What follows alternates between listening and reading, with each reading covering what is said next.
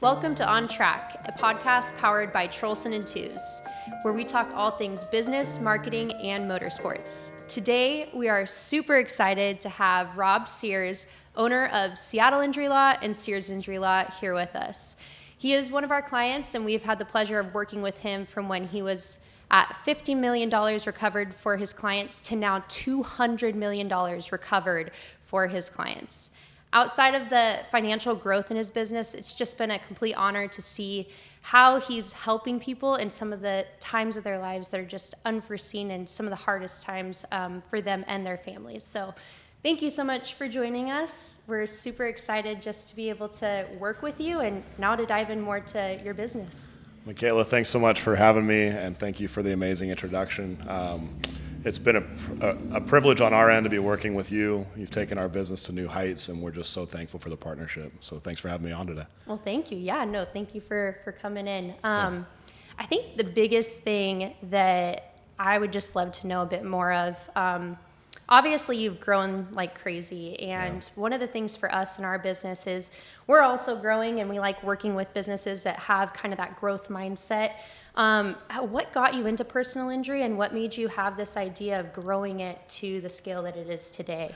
You know, Michaela, I have always really enjoyed being able to help people, and I'd be lying if I told you that it didn't just feel good to be able to do that for folks, to be able to take them from a hard point in life when they're going through a lot and be able to provide them the answers and the help that they need to navigate a tough situation.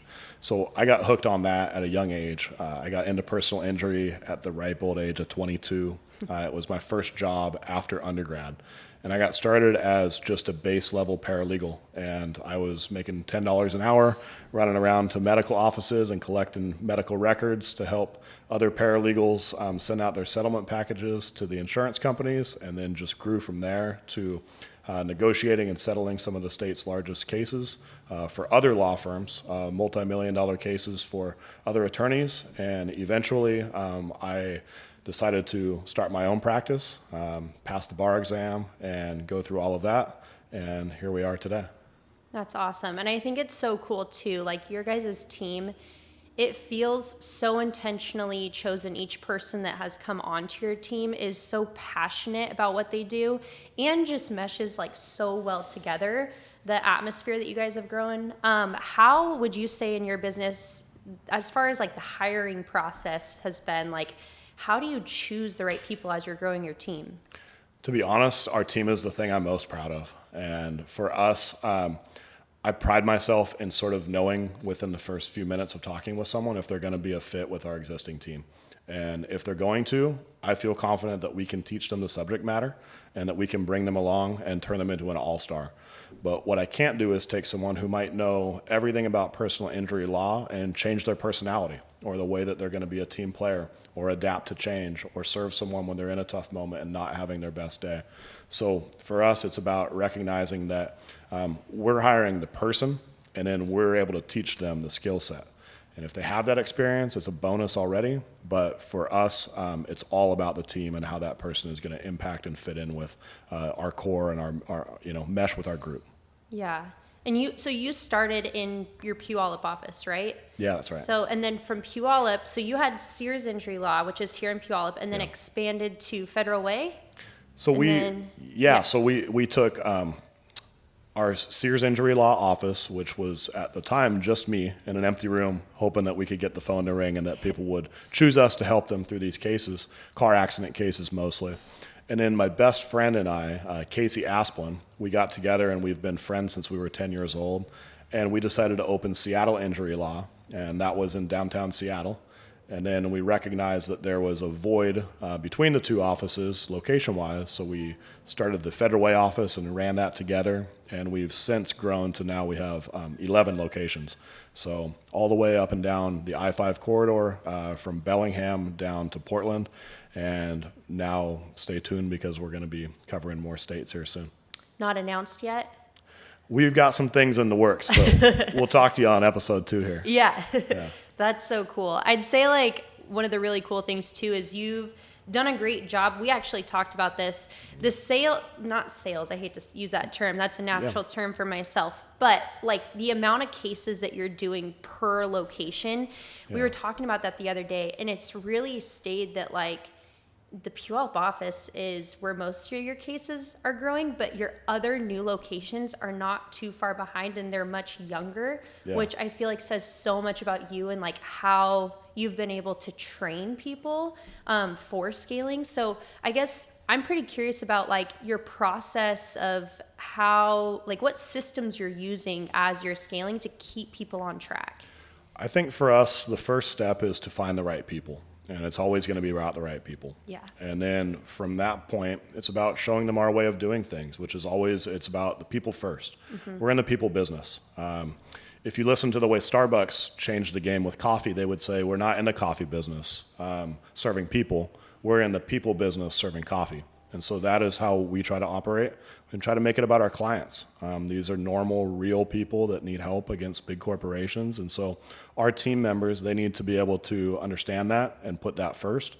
And then we show them kind of our structure and our way of doing things while kind of marrying that with embracing that person's individual ideas of doing things and connecting with people. And that's what's worked really well for us is not necessarily boxing people in, but giving them a general structure to work within and then letting them bloom. Would you say there are any like specific systems within what you do that you think have helped you guys develop, I guess, a bit more that would translate to other businesses? You know, I think it's just focused energy on what's important. Yeah. And understanding what's working and understanding that when something is working, you don't need to change that. You might add new recipes or new ingredients to the recipe to, you know, further your impact, but to never forget what your roots were and why people chose you in the first place. Yeah. Keep that at the forefront. And we're in a business where it's tempting for people to say, okay, well now we're the big guys and we're going to be on TV and we're going to advertise and we're going to stop showing up for work and stop meeting people.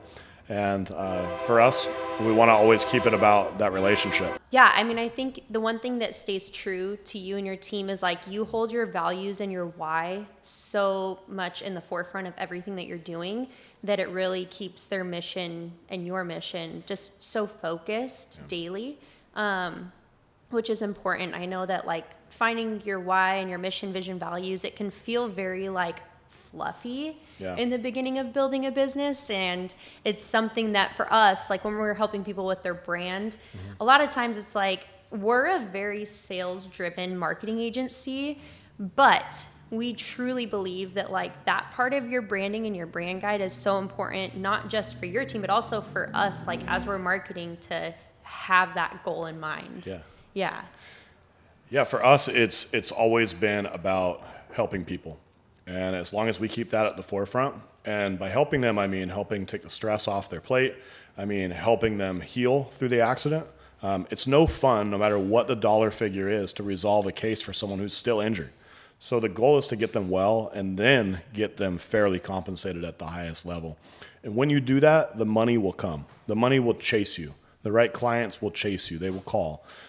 We don't need to advertise with a dollar first type of message, because if we perform the way that we need to perform and we care about people, the biggest secret sauce in our business is that the cases will resolve for better money when you do a good job on the workup.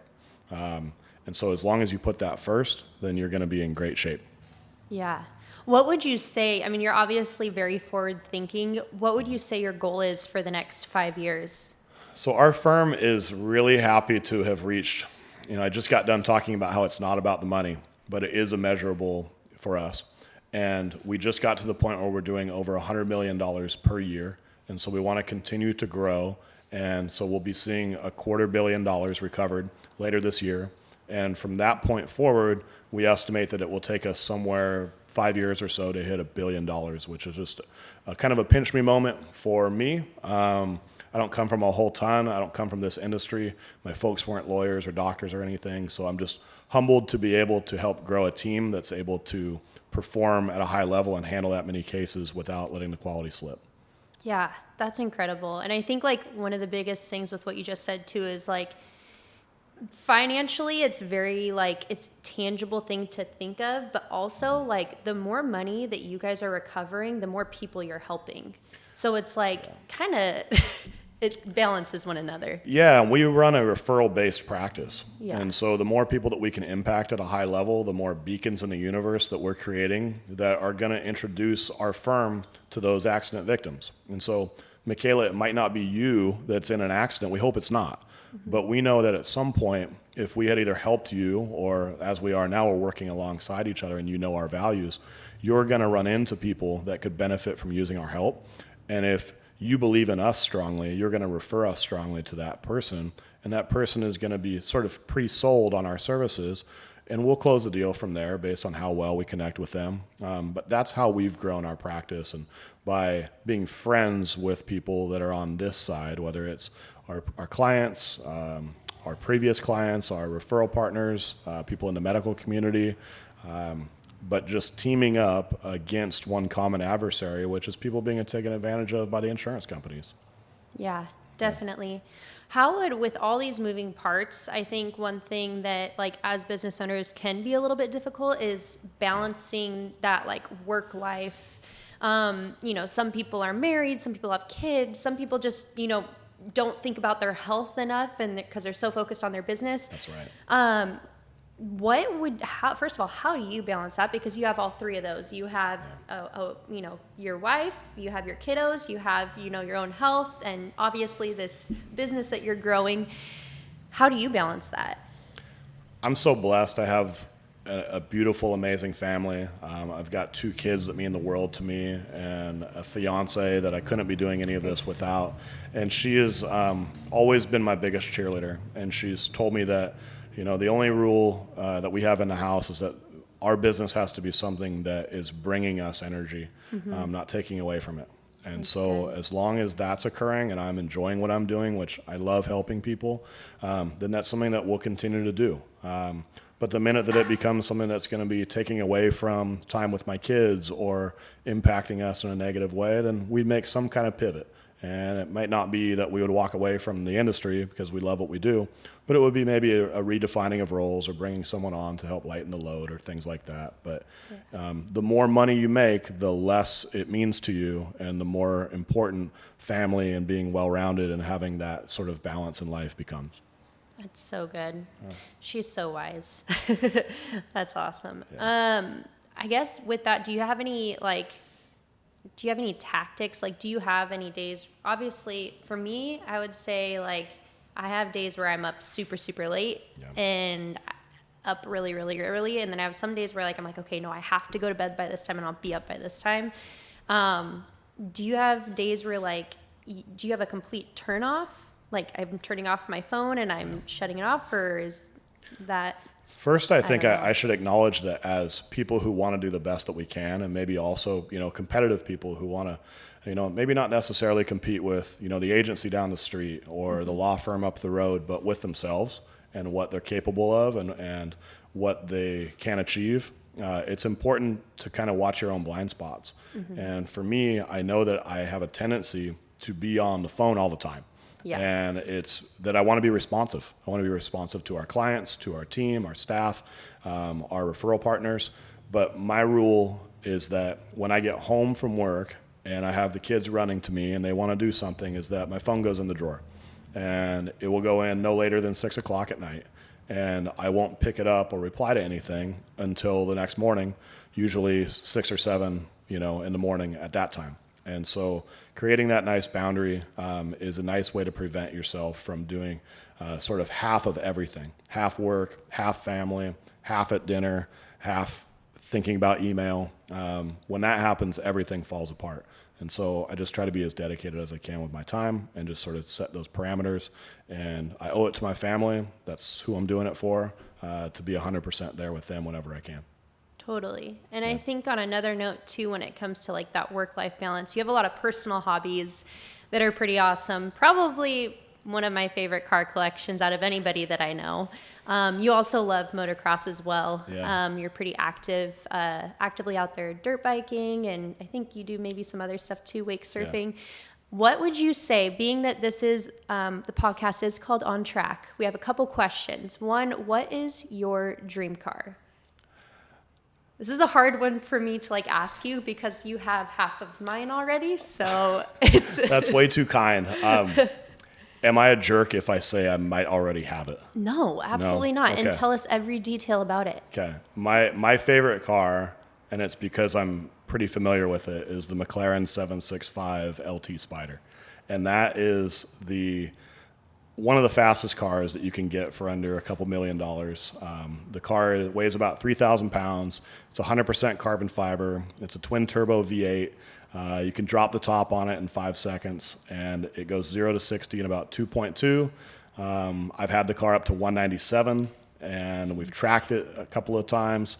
It's just an absolute crazy, visceral driving experience. And the color of it is also gorgeous. It's like, I've honestly, I don't think I've ever seen that color on another car. It's like this pearlescent gray. It's on a sunny day. I mean, even in the rain, but on a sunny day. Yeah, I love that car.